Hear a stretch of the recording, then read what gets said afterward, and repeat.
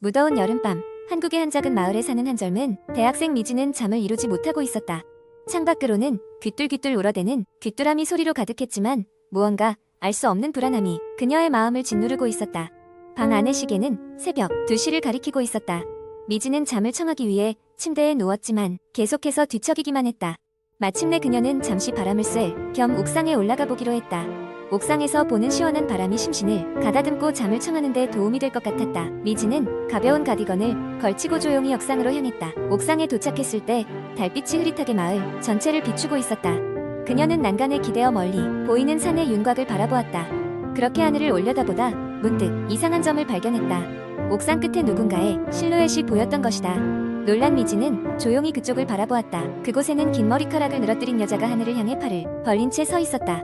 미지는 처음엔 그 여자가 마을 주민인 줄 알았다. 여기저기 사람들이 드나들며 산책하는 모습을 종종 보았기 때문이다. 하지만 뭔가 이상했다. 여자의 몸은 옅은 안개처럼 흔들거렸고 그녀의 중얼거림은 시원한 바람에 실려 들려왔다. 미지는 불안함을 느끼고 조심스레한 발짝 뒤로 물러섰다. 그 순간 여자가 미진을 향해 천천히 고개를 돌렸다. 그녀의 얼굴은 창백하고 눈은 비어 있었다.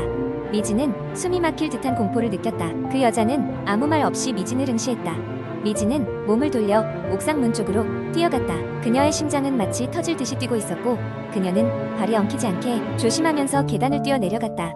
손이 떨리는 가운데 간신히 문고리를 잡고 방으로 들어와 문을 잠갔다. 그녀는 벽에 등을 대고 거친 숨을 몰아쉬었다.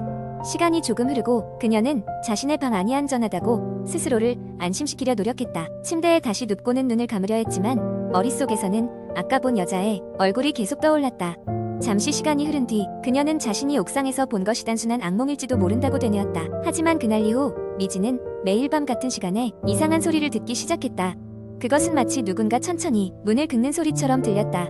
점점 불안해진 그녀는 친한 친구들에게 이야기를 꺼내보았지만 아무도 그녀의 말을 믿지 않았다. 결국 미지는 부모님에게 모든 일을 고백하고 그 집을 떠나기로 결심했다. 미진이 그 마을을 떠난 후 그 집은 오랫동안 비어 있었다. 하지만 그 후로도 이따금씩 그 지역 사람들 사이에는 이상한 소문이 돌곤 했다. 밤이 깊어지면 그 집 옥상에서 여자의 실루엣을 봤다는 이야기가 전해졌다.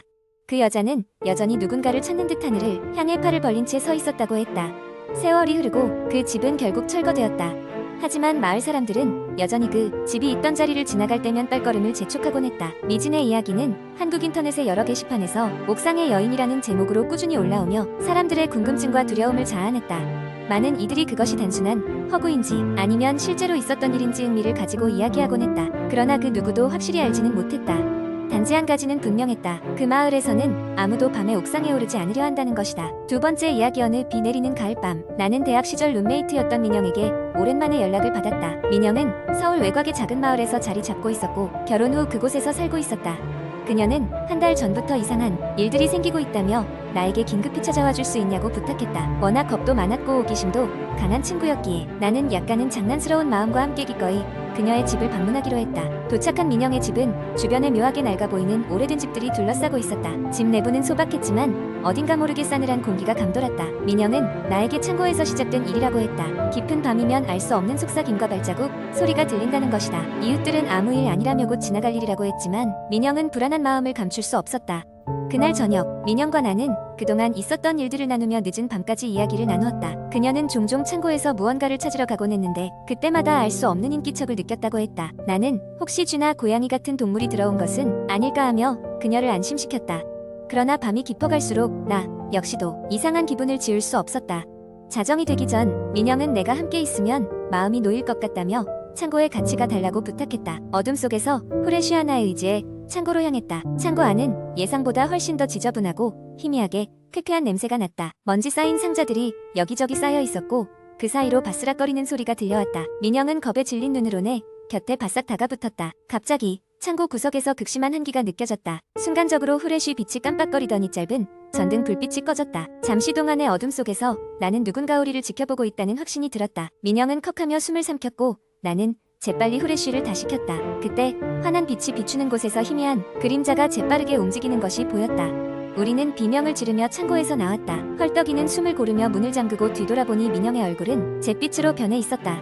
그녀는 떨리는 손으로 이마에 맺힌 땀을 닦으며 말했다. 봤지? 나만 본 게 아니지? 나는 고개를 끄덕이며 이를 어쩌나 하는 생각만 들었다.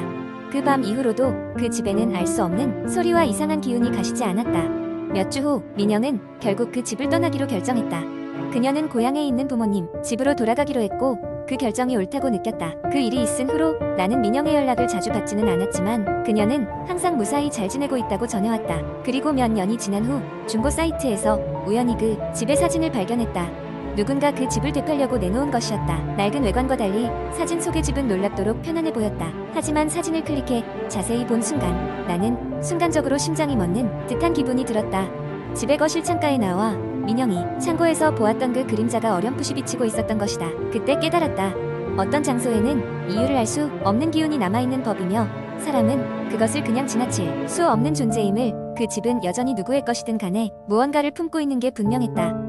그런 곳에는 다시는 가고 싶지 않겠지만 그 일이 있은 후로 나는 어느새 나 자신도 그 미스터리를 잊지 않고 있었다. 세 번째 이야기. 몇 년 전 서울의 한 대학으로 진학하게 된 나는 자취방을 구해야 했다. 대학 근처는 워낙 집값이 비싸 발품을 팔면서 여러 군데를 돌아다닌 끝에 어렵사리 괜찮은 집을 하나 발견했다. 약간 오래된 건물이긴 했지만 방도 널찍했고 무엇보다 집세가 저렴했다. 그리하여 바로 계약을 하고 이사를 했다. 처음 이 집에 왔을 때는 더없이 만족스러웠다.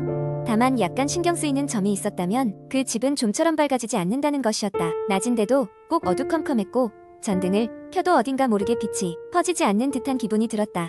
하지만 한창 공부에 매진해야 했던 나는 금세 그러한 사소한 의문조차도 잊어버렸다. 하교하고 집에 돌아오면 곧장 씻고 밥을 먹은 후 다음날 수업 준비를 하느라 바빴다. 그런 와중에 어느 날부터인가 문득 이상한 소리가 들리기 시작했다. 밤만 되면 벽 너머로 톡톡하며 무언가를 두드리는 듯한 소리가 들려왔다. 처음엔 위층 사람이 뭐라도 고치는가 보다 하고 대수롭지 않게 넘겼다. 그러나 시간이 지날수록 소리는 점점 더 잦아졌고 심지어는 새벽에도 들려오곤 했다. 어떤 날은 너무나도 시끄러워서 제대로 잠을 이룰 수 없을 정도였다. 소리의 원인을 밝혀내고자 집 주변을 둘러보았지만 그다지 특별한 것은 찾을 수 없었다. 이내 나는 외부적 원인보다는 실내에서 나는 소리가 아닐까 의심하기에 이르렀다. 그때부터 나도 모르게 벽을 유심히 살피기 시작했다. 그리고 시간이 지나 어느 한 벽에 얇게 금이 가 있는 것을 발견했다. 이상한 느낌이 든 나는 그곳을 손으로 살짝 두들겨 보았다. 벽 안쪽에서 어쩐지 텅하고 비어있는 듯한 소리가 났다. 마치 공간이 있는 것처럼 이상한 예감에 휩싸여 난장해서 곧바로 공구를 꺼내 벽을 조금씩 걷어내기 시작했다. 그리고 적지 않은 시간 끝에 그 안에 한 사람 정도 들어갈 수 있을 만한 작은 공간을 발견했다. 그 속은 무언가로 가득 차 있었는데 그것은 다름 아닌 녹슨 철문이었다. 철문을 열어보니 안은 더욱 깊은 통로처럼 이어져 있었다. 포기할 수 없었던 나는 호기심에 홀린 듯 그 통로 속으로 들어갔다. 어둠 속에서 내 몸을 지탱할 유일한 것은 손전등의 희미한 빛뿐이었다. 길이 구불구불 이어지면서도 좁고 축축해서 숨이 막힐 듯했으나 계속해서 안쪽으로 발길을 옮겼다. 얼마나 갔을까? 통로 끝에는 작은 방이 나타났다. 그 방 한가운데는 침대가 있었고 그 침대 위에는 사진 한 장이 놓여 있었다. 사진에는 사람의 형체가 담겨 있었으나 얼굴은 알아볼 수 없을 정도로 흐릿하게 표현되어 있었다. 마치 오래된 사진인 듯했다. 하지만 묘하게도 그 흐릿한 실루엣은 어디서 많이 본 듯한 느낌이 들었다. 자세히 보니 나의 집과 비슷한 구조로 보이는 공간이 배경으로 찍혀 있었다. 소름이 돋았다. 사진 뒤에는 날짜가 적혀 있었다. 20년 전 오늘 날짜와 동일한 날이었다. 너무나도 무서워진 나는 손에 든 사진을 떨어뜨리고 황급히 그 자리에서 빠져나왔다. 그리고 지금까지는 누군가 있었던 적이 없다고 믿은 그 집에서 도망치듯 밖으로 나왔다. 오랜 시간이 흐른 지금도 그날의 기억은 잊을 수가 없다. 과연 그 사진 속 존재는 무엇이었을까? 그리고 내 방에서 나는 그 톡톡거리는 소리는 대체 무엇이었을까? 결국 그 일 이후 난 그 집을 떠나 다른 곳으로 이사하였다. 그리고 이렇게 긴 시간이 흘렀음에도 불구하고 그 집에 관한 소식은 전해 듣지 못했다. 다만 종종 인터넷에서 그 지역에 관련된 괴담을 접할 때면 문득 그때의 사건이 떠올라 등골이 서늘해지곤 한다. 이제는 그것이 그저 흔한 인터넷 괴담일 뿐이라고 여기는 게 오히려 마음이 편하다. 그러나 가끔은 그곳에서 들려온 소리들이 아직까지도 내 무의식 어디에선가 메아리치고 있는 듯한 기분을 지울 수 없다.